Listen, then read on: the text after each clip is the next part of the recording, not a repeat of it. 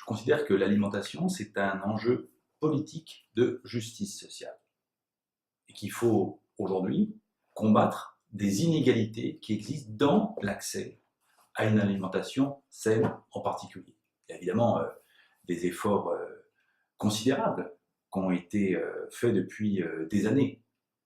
Aujourd'hui, plus personne, quasiment plus personne, ne meurt de faim dans notre pays. Mais l'accès, néanmoins, à une alimentation équilibrée, à une alimentation qui soit de qualité, ça c'est un vrai sujet. Quand on regarde, par exemple, la carte de l'obésité en France, elle recoupe la carte de la pauvreté, de la précarité. Donc, se battre pour une alimentation de qualité, c'est se battre contre les inégalités, d'où cet enjeu de justice sociale.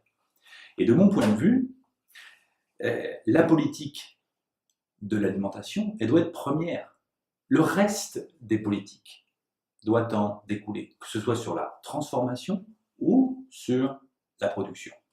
Et si on parle système alimentaire, si on parle modèle agricole, il faut penser ces enjeux-là en fonction de ce que nous souhaitons, en termes d'objectifs politiques, pour l'alimentation. Et ce qui vaut pour notre pays, vaut à une échelle beaucoup plus vaste, beaucoup plus large. Parce que devant nous, c'est le défi alimentaire mondial qui est posé, qui est un défi pour chaque peuple, garantir sa souveraineté alimentaire, mais qui est un défi global, planétaire, dès lors qu'on met en évidence, en lumière, les liens entre l'agriculture et le climat. Mais, je le redis, il faut se battre pour que demain, l'alimentation soit de meilleure qualité pour tous. Et la France, là-dessus, je crois qu'elle peut montrer l'exemple.